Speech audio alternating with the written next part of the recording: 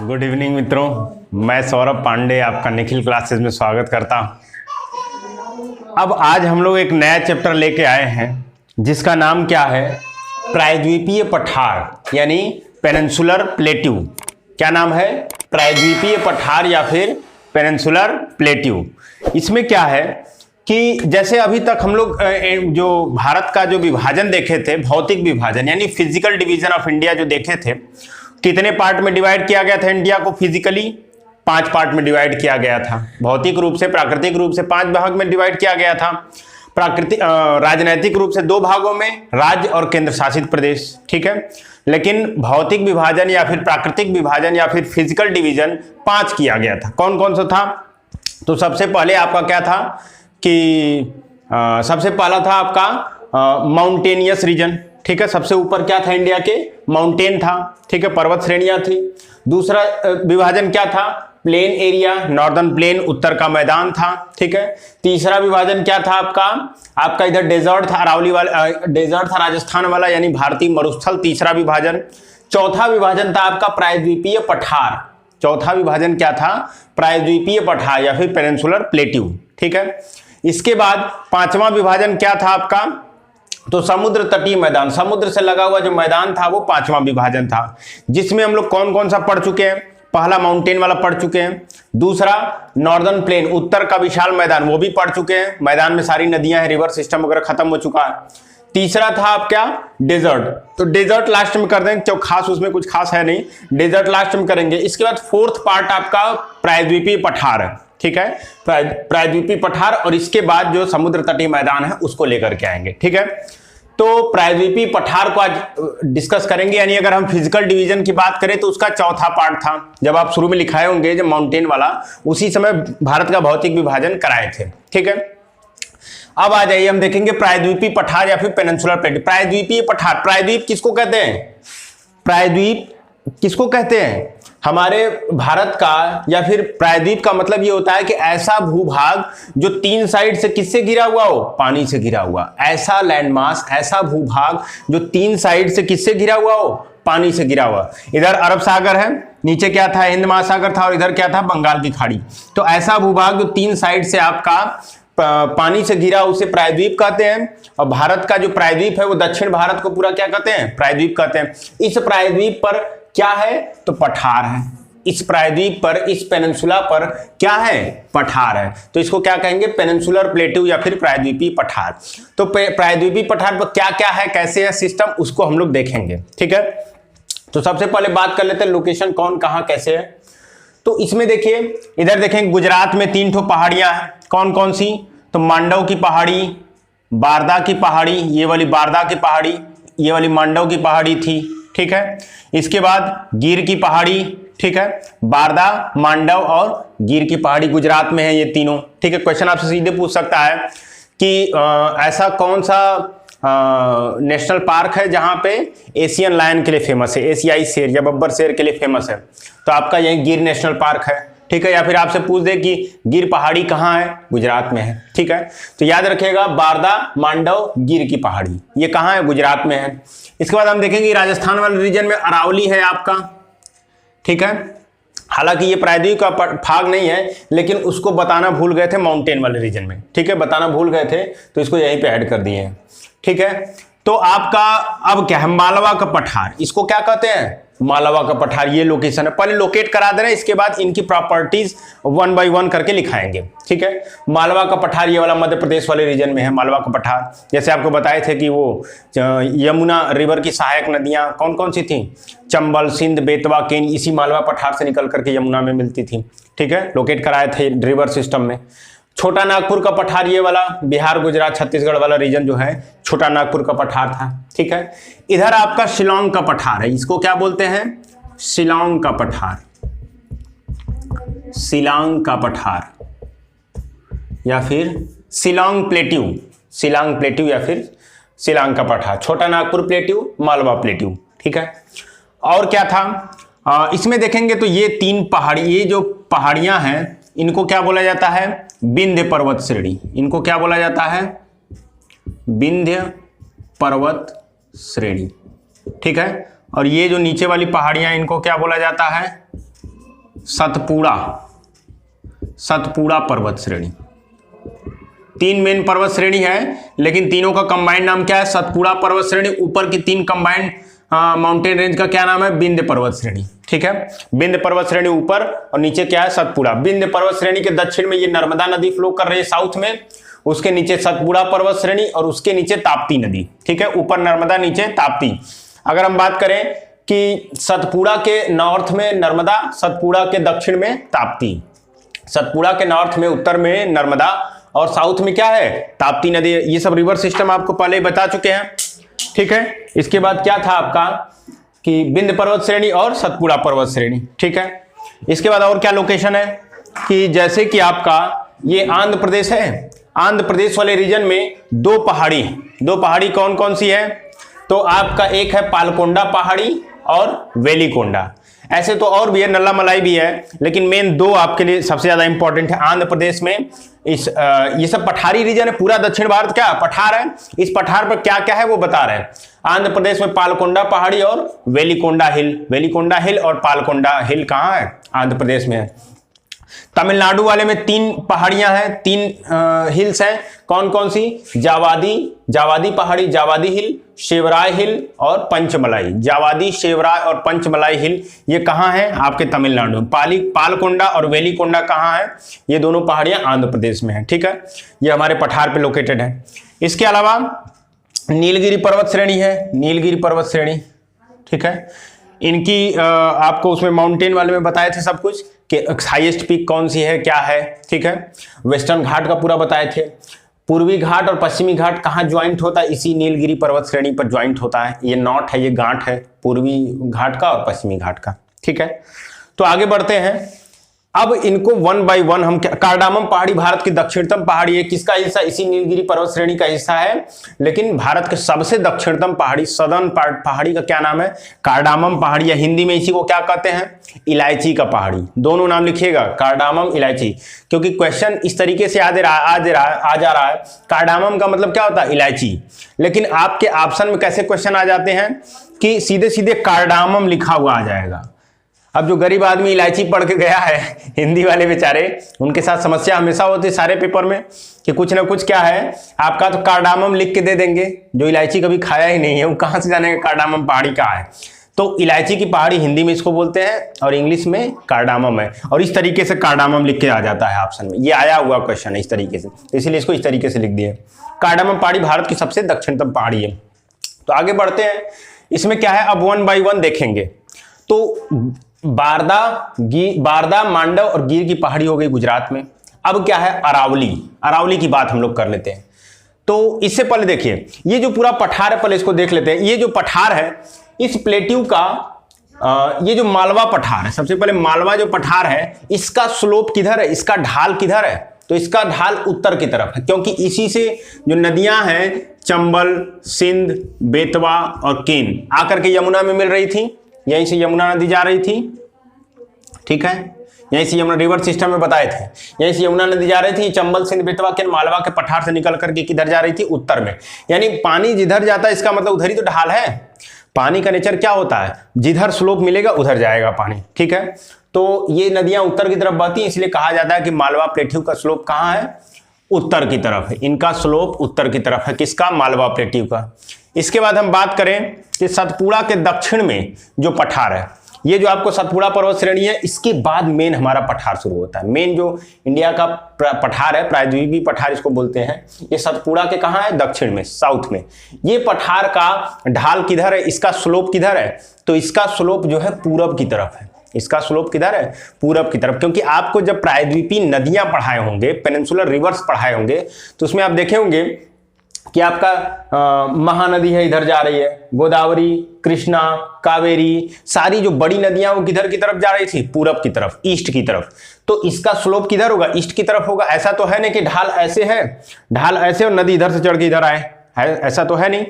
तो इसलिए क्लियर है कि जो पठार है आपका प्लेट्यू है, प्रायद्वीपीय प्लेट्यू यानी प्रायद्वीपीय पठार, पेनिनसुलर प्लेट्यू, इसका स्लोप किधर है? पूरब की तरफ है। सतपुड़ा के दक्षिण का जो पठार, दक्षिण में जो भी पठार है, इसका स्लोप पूरब की तरफ, मालवा पठार का स्लोप उत्तर की तरफ। ठीक है, याद रखिएगा। अब बात कर लेते हैं अरावली की। अरावली ये है, देखिए अरावली का लोग कहते हैं गुजरात में ही है, लेकिन जानिए एग्जैक्ट का क्या है। अरावली का जो विस्तार है यहाँ लोग कहते हैं राजस्थान में विस्तार है, ठीक है, लेकिन अरावली का जो विस्तार है यहाँ गुजरात में एक जगह है जिसका क्या नाम है, पालनपुर। गुजरात में एक जगह है पालनपुर, और अंतिम कहाँ होता है, दिल्ली में। अंतिम कहाँ होता है, दिल्ली में एक स्थान है जिसका नाम है मजनू टीला। तो अरावली का जो विस्तार है, एक्सटेंट है, वो पालनपुर से लेकर के कहां तक गया है, दिल्ली तक गया है।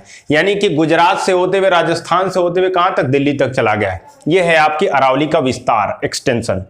इसके बाद क्या है, इसके बाद विस्तार हो गया। एक और पॉइंट कि अरावली की हाईएस्ट पीक कौन सी है, सबसे ऊंची चोटी कौन सी है। अरावली की सबसे ऊंची चोटी, हाईएस्ट पीक, जैसे आपको बताए थे कि आपका नीलगिरी की हाईएस्ट पीक क्या है, सबसे ऊंची चोटी क्या है ना। आपको बताए थे कि पश्चिमी घाट का सबसे ऊंची चोटी क्या है, हिमालय की सबसे ऊंची चोटी क्या है, भारत की सबसे ऊंची, दूसरी, पहली, दूसरी, तीसरी सबसे ऊंची चोटी क्या है, सब कुछ बताए थे। इसी तरीके से अरावली की सबसे ऊंची चोटी कौन सी है, तो उसका नाम क्या है, गुरु शिखर। उसका क्या नाम है, गुरु शिखर, सबसे ऊंची चोटी, जो कि राजस्थान में माउंट आबू पर्वत है, इसी पर सबसे हाईएस्ट पीक है अरावली का, जिसका क्या नाम है, गुरु शिखर। और इसकी हाइट कितनी है, ऊंचाई कितनी है, तो 1722 मीटर, 1722 मीटर। कितनी हाइट है गुरु शिखर की, 1722 मीटर, जो कि माउंट आबू पर्वत पर पड़ता है। अरावली की सबसे ऊंची चोटी है, ठीक है। इसके बाद और क्या अरावली की प्रॉपर्टीज, ये एंशिएंट और फोल्ड में भारत की सबसे पुरानी और एक वलित पर्वत है। किस प्रकार का पर्वत है, वलित पर्वत है। हिमालय किस प्रकार का पर्वत था, वलित पर्वत था, ठीक है। तो और ये सबसे पुरानी है भारत की सबसे पर्वतों में, ठीक है। आगे बढ़ते हैं, अब आते हैं मालवा के पठार पर, ठीक है। ये है आपका मालवा का पठार। मालवा का लोकेशन क्या है, अरावली और विंध्य पर्वत श्रेणी के बीच में। दिख रहा है ये पूरा आपका विंध्य पर्वत श्रेणी है, अरावली और विंध्य पर्वत श्रेणी के बीच में क्या है, मालवा का पठार। इसका ये लोकेशन अरावली एंड विंध्य पर्वत श्रेणी के बीच में है, ठीक है। और यह इसको बोलते हैं डिस्ट्रॉयड लैंड। इसको क्या बोलते हैं, मालवा के पठार को डिस्ट्रॉयड लैंड, यानी उत्खात भूमि, या बीहड़ बोलते हैं। नहीं कहते बीहड़ के डाकू हैं, पान सिंह तोमर क्या थे, वो बीहड़ में रहते थे। चंबल के डाकू जिसको बोला जाता है, चंबल के डाकू, जो चंबल के डाकू क्यों वहां पे चंबल में क्यों डाकू पड़े, ये समझने वाली बात है कि चंबल के डाकू क्यों वहां पे पड़े, चंबल के डाकू क्यों वहां पे आए। हाँ, तो इसमें क्या था कि चंबल के डाकू आपका बीहड़ भूमि क्यों कहा जाता है। बीहड़ भूमि का मतलब क्या है कि ये जो मालवा का पठार, जो नदियां हैं, चंबल, सिंध, बेतवा, केन, ये चंबल नदी है, ये हमेशा बहुत रास्ता बदलती है। यहाँ की नदियां क्या करती हैं, रास्ता बदलती हैं। जब नदियां रास्ता बदलती हैं तो अचानक से ऐसे आई, फिर कुछ समय बाद ऐसे चली गई, बीच में एक हिस्सा है, इधर से नदी जा रही थी और फिर कुछ समय बाद नदी इधर से चली गई। ये जो भूमि है ये खड़ी की खड़ी रह गई, ऐसे ही, इधर भी गड्ढा, इधर भी गड्ढा, इस तरीके से फिर बदल ली, फिर इधर थोड़ा सा हिस्सा छोड़ के बदल ली। जैसे आप लोग खान नहीं कहेंगे, खदान वगैरह, जो बालू का खदान होता है, वहां पर देखेंगे कुछ कुछ टीला छूटा रहता है, टीला टाइप का एक धुआं पड़ा रहेगा, जिसको कहेंगे मतलब, और कुछ इस तरीके से रहता है आपका, जगह जगह इस तरीके से छुपने टाइप का जगह रहता है। आप लोग शायद नहीं देखे, हम लोग खेले हैं बचपन में, एक बगल में खदान हुआ करती थी बालू की, तो उसमें छुपने टाइप का जगह रहता है। कि क्यों, क्योंकि कुछ कुछ भूमि ऊंची खड़ी रहेगी और नीचे तक गड्ढा रहेगा, ठीक है। तो इसी तरीके से जब नदियां रास्ता बदलती तो कुछ कुछ हिस्सा ऐसे ही खड़ा रहेगा और बीच में क्या है, गैप रहता रहेगा, तो वहां पे बहुत अच्छा छुपने का जगह होता है। इसीलिए जो चंबल के डाकू थे उसी रीजन में आपका रहते थे, क्योंकि वहां की जो नदी है वो इस एरिया को बनाने में बहुत ज्यादा कारगर होती है। उसको क्या कहते हैं, उत्खात भूमि कहते हैं या फिर बीहड़ भूमि कहते हैं, ठीक है, जहां पे छुपने का जगह होता है। क्यों, क्योंकि नदियां रास्ता बदलती। हालांकि मायावती जी चंबल के डाकुओं को धीरे धीरे खत्म कर चुकी हैं। चंबल का, और डाकू हो या माओवादी हो या आतंकवादी हो, कोई भी हो, ये लोग कहां अक्सर देखेंगे कहां पनपते हैं, ये वहां पनपते हैं जहां पे ट्रांजिशन जोन हो। जैसे चंबल वाला एरिया देखेंगे तो मध्य प्रदेश उत्तर प्रदेश की सीमा है, कि ताकि एक गवर्नमेंट एक्शन लेती है तो दूसरे राज्य में चले आते हैं, ठीक है। आप जैसे देखेंगे कि वहां बस्तर के जो माओवादी हैं वो एकदम जंक्शन पे हैं तीन लोगों के, एक तरफ छत्तीसगढ़ है, आंध्र प्रदेश है, उड़ीसा है, ठीक है। अगर छत्तीसगढ़ सरकार एक्शन लेगी तो उड़ीसा में चले जाएंगे, उड़ीसा सरकार एक्शन लेगी आंध्र प्रदेश में या छत्तीसगढ़ में। तो इस तरीके से वो लोग बहुत ही, मतलब जहां पे ट्रांजिशन जोन होता है, कई जो बाउंड्रीज होती है सीमा पर होते हैं कि ताकि इधर से उधर हम कर सके। खैर वो अलग बात है। चंबल के डाकू का क्यों रहते हैं? क्योंकि वहां पे बीहड़ भूमि है, उत्खात भूमि, उसको डिस्ट्रॉयड लैंड बोलते हैं, क्योंकि नदियां वहां की रास्ता बदलती है। ठीक है, इसके आगे इसके बाद क्या है आपका कि इसके बाद क्या है, विंध्य पर्वत श्रेणी। अब ये जो विंध्य पर्वत श्रेणी था, नर्मदा के उत्तर में और नर्मदा के दक्षिण में क्या है, सतपुड़ा पर्वत श्रेणी। ठीक है, तो अब विंध्य पर्वत श्रेणी को हम लोग देख लें। ये जो 3 पहाड़ियां हैं इनसे मिला करके विंध्य पर्वत श्रेणी मिली। ठीक है, तो 3 पहाड़ियां कौन कौन सी हैं? तो सबसे ये वाली जो है विंध्य पर्वत श्रेणी है, विंध्य। इसके बाद बीच वाली भांडेर और तीसरी है कैमूर पर्वत श्रेणी। ठीक है, सबसे पश्चिम में विंध्य पर्वत श्रेणी, उसके बाद बीच वाली भांडेर पर्वत श्रेणी, Bhander mountain range, Vindhya mountain range, इसके बाद कैमूर माउंटेन रेंज, कैमूर पर्वत श्रेणी। ठीक है, तो वेस्ट टू ईस्ट इनका क्रम क्या है, पश्चिम से पूरब में इनका क्रम क्या है, विंध्य, भांडेर, कैमूर। विंध्य पर्वत श्रेणी में विंध्य, भांडेर और कैमूर। ठीक है, अगर हम बात करें कि इनकी सबसे ऊंची चोटी, हाईएस्ट पीक विंध्य पर्वत श्रेणी का कौन सी है, तो सद्भावना हिल है। सद्भावना पहाड़ी जो है वो विंध्य पर्वत श्रेणी की क्या है, सबसे ऊंची चोटी है। ठीक है, ये मध्य प्रदेश में पड़ती हैं।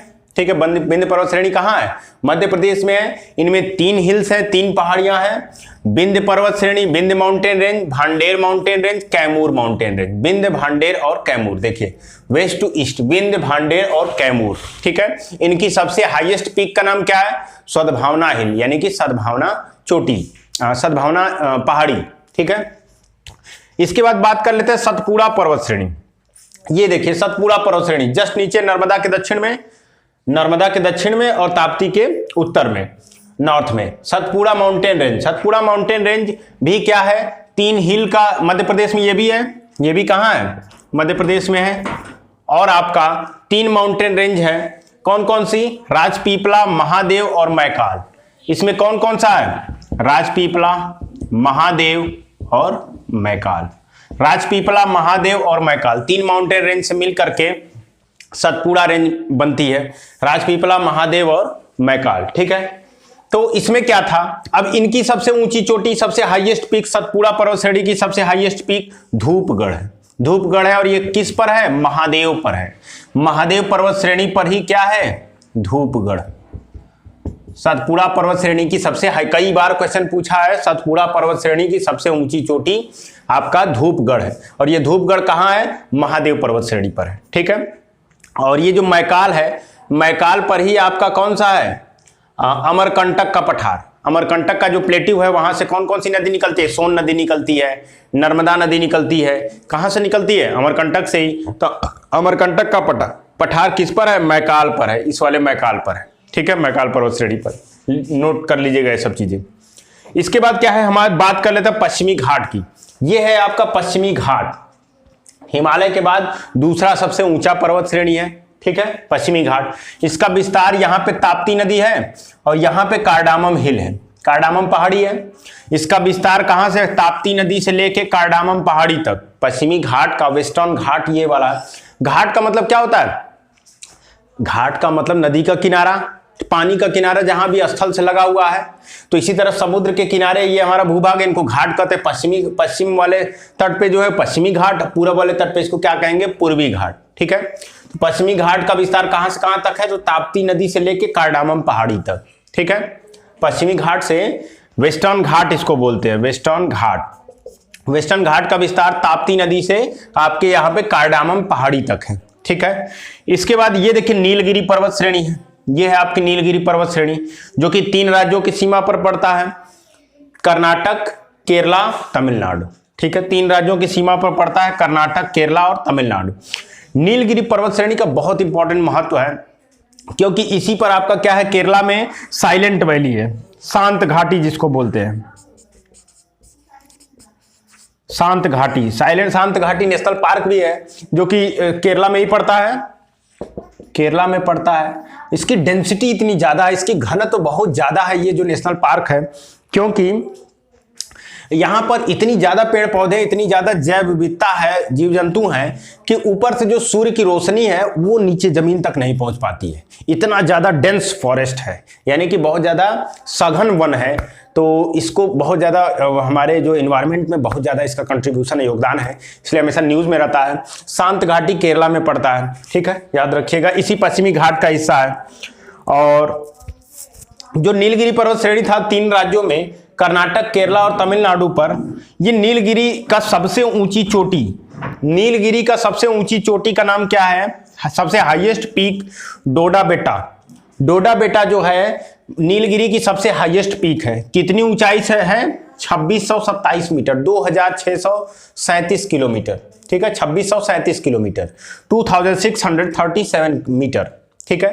ये डोडा बेटा नीलगिरी की सबसे हाईएस्ट पीक है। पूरे पश्चिमी घाट की सबसे ऊंची चोटी का नाम क्या है? पूरे पश्चिमी घाट की सबसे ऊंची चोटी है आपका अन्नामलाई, ठीक है, इसी पश्चिमी घाट पे अन्नामलाई है। और आपका अनामुड़ी पर्वत श्रेणी पर है। अन्नामलाई क्या है? पूरे पश्चिमी घाट, वेस्टर्न घाट का सबसे हाईएस्ट पीक है। और ये किस पर्वत श्रेणी पर है? तो अनाईमुड़ी पर्वत श्रेणी पर है। किस पर्वत श्रेणी पर? अनाईमुड़ी। इसकी ऊंचाई कितनी है अन्नामलाई की? तो 2695 मीटर, लगभग राउंड फिगर में आप 2700 मीटर याद रखिएगा। 2695 मीटर किसकी ऊंचाई है? अन्नामलाई की ऊंचाई है, जो कि अनाईमुड़ी पर्वत श्रेणी पर पड़ता है। वेस्टर्न घाट का सबसे ऊंची चोटी है, हाईएस्ट पीक है, ठीक है, ये चीजें याद रखिएगा। और जो नीलगिरी है, ये जो नीलगिरी, इसको गांठ बोला जाता है, ज्वाइंट बोला जाता है, नॉट बोला जाता है। पूर्वी घाट और पश्चिमी घाट, ये पूर्वी घाट है और इधर क्या है? पश्चिमी घाट। दोनों आपस में कहां मिलते हैं? तो नीलगिरी पर्वत श्रेणी पर, ठीक है। तो कह सकते हैं कि ये नॉट है, गांठ है पश्चिमी घाट और पूर्वी घाट और पश्चिमी घाट का। एक बार फिर से पश्चिमी घाट को देख लेते हैं। पश्चिमी घाट का विस्तार तापी नदी से कार्डामम पहाड़ी, तापी नदी से कार्डामम पहाड़ी, पश्चिमी घाट का विस्तार। घाट किसको को बोलते हैं? पानी का जो किनारा होता है, समुद्र के किनारे पर जो ये जो भूभाग है, इसको घाट बोल देते हैं। तो पश्चिमी घाट और उधर वाले को पूर्वी घाट। तो पश्चिमी घाट तापी नदी से कार्डामम पहाड़ी पर, ठीक है। और वेस्टर्न घाट का क्या है? नीलगिरी पर्वत श्रेणी इसी पर है। ये है नीलगिरी पर्वत श्रेणी। कहाँ है? कर्नाटक, केरला और तमिलनाडु की सीमा पर है। कर्नाटक, केरला, तमिलनाडु की सीमा पर है। नीलगिरी की सबसे ऊंची चोटी डोडा बेटा है। नीलगिरी की सबसे ऊंची चोटी 2637 मीटर, 2637 मीटर। और नीलगिरी जो है ज्वाइंट है, नॉट है, गांठ है, पूर्वी घाट और पश्चिमी घाट। पूर्वी घाट और पश्चिमी घाट आपस में कहाँ मिलती हैं? नीलगिरी पर्वत श्रेणी पर मिलती हैं। इसी पश्चिमी घाट पर आपका साइलेंट वैली है। साइलेंट वैली शांत घाटी है, जिसका डेंसिटी इतना ज्यादा होता है कि धूप भी नीचे नहीं पहुंच पाता है। और नीलगिरी की सबसे ऊंची चोटी तो आपका डोडा बेटा था, लेकिन पश्चिमी घाट, ये पूरे पश्चिमी घाट की सबसे ऊंची चोटी का नाम क्या था? अनामलाई है, ठीक है, जो कि 2695 मीटर की थी, 2695 मीटर, लगभग 2700 मीटर याद रखिएगा। और ये कहाँ पड़ती है? अनामुड़ी पर्वत श्रेणी पर पड़ती है, ठीक है। तो इसके आगे क्या है आपका? ईस्टर्न घाट, यानी कि पूर्वी घाट। अब ये देख लेते, पूर्वी घाट जो ये वाला है, जो कि बंगाल की खाड़ी के किनारे पर पड़ता है, बे ऑफ बंगाल के जो किनारा है। इसके बाद जो वेस्टर्न घाट था, ये अरब सागर के किनारे पर पड़ता है, ठीक है। अब आते हैं, बात करते हैं पूर्वी घाट यानी ईस्टर्न घाट की। ईस्टर्न घाट का जो एक्सटेंट है, जो विस्तार है, वो कहां से? इधर देखेंगे, आपका जब रिवर सिस्टम बताए थे तो उसमें हुगली रिवर बताए थे। गंगा की जो डिस्ट्रीब्यूटरी है हुगली, वो हुगली रिवर ये वाली देखिए, यहां से एक हुगली रिवर है और इस हुगली रिवर से आपका कन्याकुमारी तक, हुगली रिवर से कन्याकुमारी तक जो एक्सटेंट है वो किसका है? तो आपका पूर्वी घाट का। पूर्वी घाट का एक्सटेंट, विस्तार, हुगली रिवर टू कन्याकुमारी, ठीक है। और जिस तरीके से आपका वेस्टर्न घाट पूरा देखिए एक तरह से कंटिन्यू है, कहीं कोई गैप नहीं है, दर्रा है बीच में, जैसे कि आपका दर्रा यानी कि क्या होता है? दर्रा आपको बताए थे कि जो पहाड़ों के बीच थोड़ा सा गैप होता है, तो प्राकृतिक रास्ता के रूप में हम लोग यूज कर लेते हैं। तो दर्रा 2-4 ठो है, जैसे कि आपका थाल घाट, भोर घाट, पाल घाट और सेनकोटा दर्रा। ये जो दर्रे हैं वो उनको छोड़ दिया जाए तो ये जो है इसमें बहुत ज्यादा गैप है, ठीक है, कंटिन्यूअस नहीं है। जो पूर्वी घाट है वो कंटिन्यूअस नहीं है, लगातार निरंतर नहीं है, इनके बीच में क्या है? गैप है, ठीक है। इसीलिए देखेंगे इधर से चक्रवात वगैरह बहुत तेज गति से आते हैं और इंडिया के इंटीरियर में प्रवेश कर जाते हैं, ठीक है। और इसके बाद क्या है कि आंध्र प्रदेश में 2 पहाड़ी है, नल्लामलाई और पालकोंडा। ठीक है, नल्ला मलाई और पालकोंडा। नल्ला मलाई यहां लिखे नहीं है, नल्ला मलाई भी लिख लीजिए, नल्ला मलाई, पालकोंडा और वेलिकोंडा, तीनों तब लिख लीजिए, वेलिकोंडा। ठीक है, आंध्र प्रदेश में 3 पहाड़ियां हैं, कौन कौन सी? नल्ला मलाई, पालकोंडा, वेलिकोंडा। नल्ला मलाई हिल, पालकोंडा हिल, वेलिकोंडा हिल। नल्ला मलाई पहाड़ी, पालकोंडा पहाड़ी और वेलिकोंडा पहाड़ी कहां पर है? आंध्र प्रदेश में। इसी तरीके से एक नेशनल पार्क भी फेमस है आंध्र प्रदेश का, पापीकोंडा नेशनल पार्क। ठीक है, तो कोंडा टाइप का लास्ट में अगर कहीं आपको दिख जाए, चाहे पहाड़ी हो चाहे नेशनल पार्क हो, पापीकोंडा हो चाहे क्या नाम है, वेलिकोंडा हो, पालकोंडा हो, ये सब कहां पर होंगे? आपके आंध्र प्रदेश में। तो आंध्र प्रदेश में 3 हिल है, नल्ला मलाई हिल, पालकोंडा हिल और वेलिकोंडा हिल। ठीक है, इसके बाद हम बात करें तमिलनाडु। तमिलनाडु में जावादी हिल, शेवराय हिल, पंचमलाई। जावादी हिल, शेवराय हिल, पंचमलाई हिल, ये तीनों कहां पर है? तमिलनाडु में। किस घाट का है? तो पूर्वी घाट के हैं ये सब। ठीक है, और हम बात करें पूर्वी घाट की सबसे ऊंची चोटी महेंद्रगिरी था। ठीक है, और ये क्या नाम है, पश्चिमी घाट की सबसे ऊंची चोटी तो आपका अनामलाई था। ठीक है, और अब बात करें हम शिलांग का पठार। शिलांग का पठार देखिए, ये यानी कि ये जो वेस्ट बंगाल के पार करेंगे, उधर आपका मेघालय वाला रीजन, मेघालय असम ये वाला रीजन है जो नॉर्थ ईस्ट है, वहां पे आपका शिलांग का पठार है। ठीक है, शिलांग का पठार है। शिलांग के पठार पे कुछ ये बोला जाता है कि शिलांग का पठार किसका हिस्सा है। ठीक है, तो देखिए बगल में हिमालय भी है, ये हिमालय भी यहीं पर है ना, यहाँ पे हिमालय है, कहा जाता है कि हिमालय का हिस्सा है। आपसे ऐसे पूछ देगा शिलांग का पठार, शिलांग के पठार में क्या क्या पड़ता है? गारो हिल, खासी हिल, जयंतिया हिल। गारो, खासी, जयंतिया पहाड़ी, गारो पहाड़ी, खासी पहाड़ी, जयंतिया पहाड़ी, ये तीनों मेघालय में है। मिकिर और रेंगमा ये असम में। तो ये कहा जाता है कि शिलांग का पठार जो है किसका हिस्सा है? तो ऑप्शन दे देगा हिमालय का हिस्सा है। ठीक है, आपको देगा इस मैदान का हिस्सा है, उत्तरी का मैदान का। ठीक है, या फिर आपका म्यांमार की जो अराकान योमा उसका हिस्सा है, या आपको दे देगा प्रायद्वीपीय पठार का हिस्सा है। तो आपको पता होना चाहिए कि जो शिलांग का पठार है वो इस प्रायद्वीपीय पठार का हिस्सा है।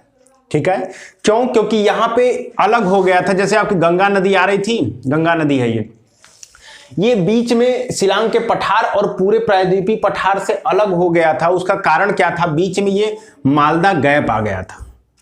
इसको क्या बोलते हैं? मालदा गैप। मालदा गैप का मतलब ये है कि जब कोई चीज होता है, हल्का सा विभाजन हो गया, जैसे इधर पूरा पठार है, हल्का सा जो शिलांग वाला जो पठार वो है, शिलांग का जो पठार है वो हल्का सा इधर हट गया। क्यों? क्योंकि कुछ जो नदियों के निक्षेप थे, वो जो अवसाद थे वो उसमें जम गए, तो बीच में एक गैप आ गया जिसको क्या नाम दिया गया? मालदा गैप। तो शिलांग के पठार और पूरे प्रायद्वीपीय पठार के बीच जो गैप है, उस गैप का क्या नाम है? मालदा गैप। इसी में गंगा नदी, तीस्ता नदी, ये सारी नदियां आती हैं। ब्रह्मपुत्र नदी भी इसी में आती है, इधर से ब्रह्मपुत्र नदी इधर से होते हुए ब्रह्मपुत्र नदी भी आती है, तीस्ता नदी आती है, गंगा नदी आती है मालदा गैप में। ठीक है, वो बहुत ढाल एरिया है, स्लोप एरिया है। तो मालदा गैप किसके बीच है? पूरे प्रायद्वीपीय पठार और शिलांग के पठार में। मेन याद रखिएगा, शिलांग के पठार में क्या क्या आता है? तो गारो पहाड़ी, खासी पहाड़ी, जयंतिया पहाड़ी, ये तीनों कहाँ है? मेघालय में। ये तीनों कहाँ है? मेघालय में। गारो पहाड़ी, खासी पहाड़ी और जयंतिया पहाड़ी, ये तीनों मेघालय में है। और मिकिर पहाड़ी और रेंगमा, मिकिर और रेंगमा कहाँ है? असम में है। मिकिर और रेंगमा कहाँ है? असम में। गारो, खासी, जयंतिया, इनका क्रम याद रखिएगा, पश्चिम से पूरब की तरफ गारो, खासी, जयंतिया। ठीक है, और पूरब अगर असम में जाएंगे तो मिकिर और रेंगमा, ये पहाड़ियां हैं। ठीक है, ये क्या है? पहाड़ियां हैं, शिलांग के पठार का हिस्सा है। ये पहाड़ियां किस पठार का हिस्सा है? शिलांग के पठार का। गारो, खासी, जयंतिया मेघालय में है, मिकिर और रेंगमा कहाँ है? असम में है। ये शिलांग का पठार किस गैप के थ्रू अलग होता है? तो मालदा गैप के थ्रू। ठीक है, और गंगा नदी, तीस्ता नदी, ब्रह्मपुत्र नदी इसी मालदा गैप में आती हैं। शिलांग के पठार का सबसे ऊंची चोटी, हाईएस्ट पीक का क्या नाम है? शिलांग के पठार का सबसे ऊंची चोटी का क्या नाम है? तो नोक्रेक, जो कि कहां पड़ता है? गारो पर पड़ता है। गारो पहाड़ी पर नोक्रेक है, जो कि शिलांग के पठार का सबसे ऊंची चोटी, highest peak of Shillong plateau, तो आपका नोक्रेक होगा, जो कि गारो पहाड़ी पर पड़ेगा। ठीक है, एक पॉइंट जो कि शुरू में ही लिख देना चाहिए था, मैं भूल गया, जो पूरा प्रायद्वीपीय पठार है उसकी हाइट कितनी है? तो प्रायद्वीपीय पठार जो पेनिनसुलर प्लेटियो है ये पूरा, उसकी ऊंचाई कितनी है, 300 से लेकर 900 मीटर। ये शुरू में ही बताना था, मैं भूल गया। ठीक है, तो ये चीजें थी आपकी प्रायद्वीपीय पठार से संबंधित चीजें। अब इसके बाद क्या है, कोस्टल प्लेन देखना है। ठीक है, कोस्टल प्लेन का अलग से वीडियो बनाता, लेकिन छोटा सा टॉपिक है, यानी पांचवा विभाजन, जो हमारा भौतिक विभाजन का पांचवा विभाजन था, वो समुद्र तटीय मैदान है। ठीक है, कोस्टल प्लेन है। ठीक, कोस्टल प्लेन जो है, देखिए ये आपका इधर अरब सागर है, इधर बंगाल की खाड़ी है। इसके जो नदियों के किनारे, समुद्र के किनारे किनारे पश्चिमी घाट हो चाहे पूर्वी घाट हो, ये समुद्र के किनारे किनारे हल्का हल्का क्या है, मैदान बना दी। नदियां जो छोटी छोटी नदियां हैं वो क्या बनाई हैं, थोड़ा हल्का हल्का मैदान बनाई है समुद्र के किनारे। समुद्र में मिलने से पहले नदियां जो है हल्का सा फैलती हैं, और उसी कारण से समुद्र के किनारे क्या हो गया है, प्लेन एरिया बन गया, मैदान बन गया है। और इस थोड़े से मैदानी एरिया को हम लोग क्या कहते हैं, कोस्टल प्लेन, समुद्र तटीय मैदान। ठीक है, तो जो कोस्टल प्लेन है, जो समुद्र तटीय मैदान, वो दो तरह का होता है। एक तो आपका वेस्टर्न कोस्टल प्लेन, एक ईस्टर्न कोस्टल प्लेन। ठीक है, पश्चिमी समुद्र तटीय मैदान, पूर्वी समुद्र तटीय मैदान। ठीक है, तो सबसे पहले देख लेते हैं वेस्टर्न कोस्टल प्लेन, पश्चिमी तटीय मैदान। ठीक है, तो पश्चिम तटीय मैदान कहां से कहां तक है, तो पश्चिम तटीय मैदान जो है आपका गुजरात से लेकर के कहां तक, कन्याकुमारी तक। गुजरात से कन्याकुमारी तक आपका वो है पश्चिम तटीय मैदान है। ब्लैक मार्कर,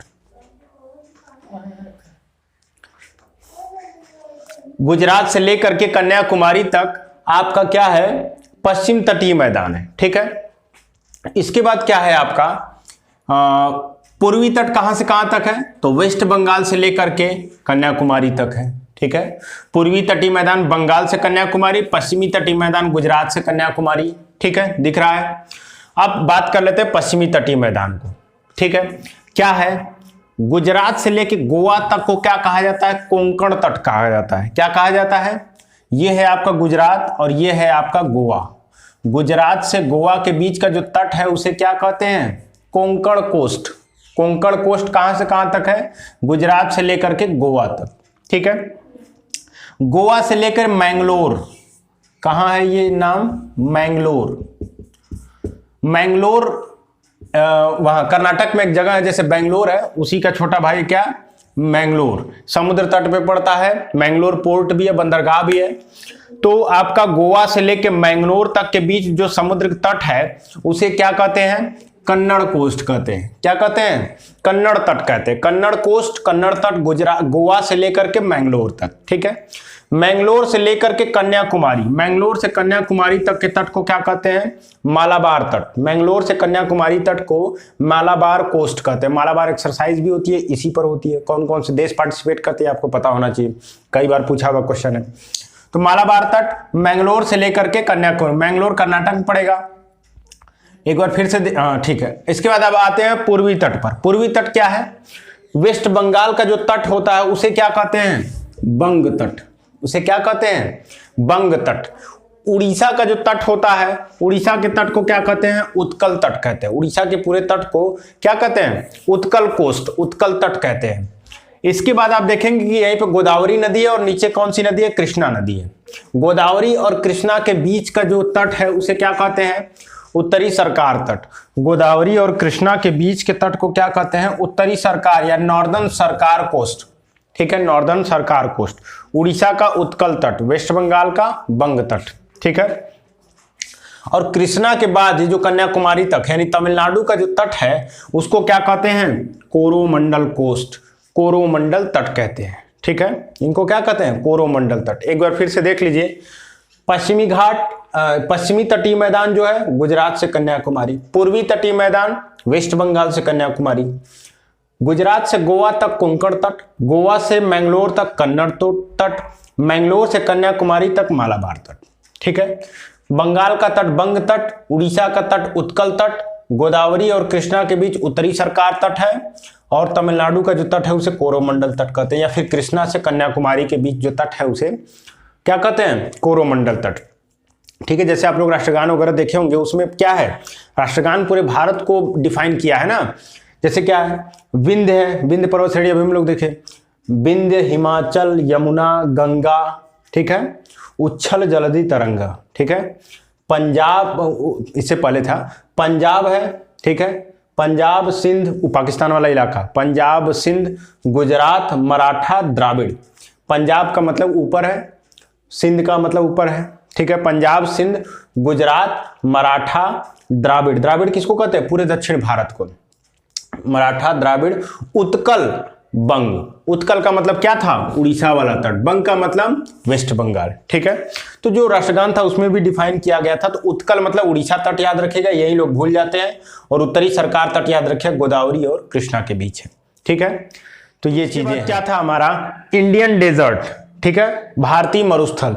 जो तीसरा पार्ट था छूट गया था, तो 4 पार्ट हो गए। अब 5वां पार्ट था क्या, समुद्र तटीय मैदान के बाद इंडियन डेजर्ट। भारतीय मरुस्थल देखिए यहीं पर है आपका, हम लोग देखे थे अरावली यहां पर था, ठीक है, अरावली के वेस्ट में, अरावली के वेस्ट में क्या है, डेजर्ट है, मरुस्थल है। अरावली पर्वत श्रेणी के पश्चिम में क्या है, मरुस्थल है, ठीक है। मरुस्थल किस लिए हो गया, क्योंकि बारिश यहाँ पे बहुत कम होती है, 70 सेंटीमीटर से कम बारिश होती है, 70 सेंटीमीटर से कम वर्षा होती है। जो रेन है वो कितने सेंटीमीटर से कम होती है, 70 सेंटीमीटर से कम होती है। अभी आप लोग को फॉरेस्ट और क्लाइमेट लेके आएंगे तो वहां पे पूरा इकट्ठा इन सब चीजों को बताएंगे।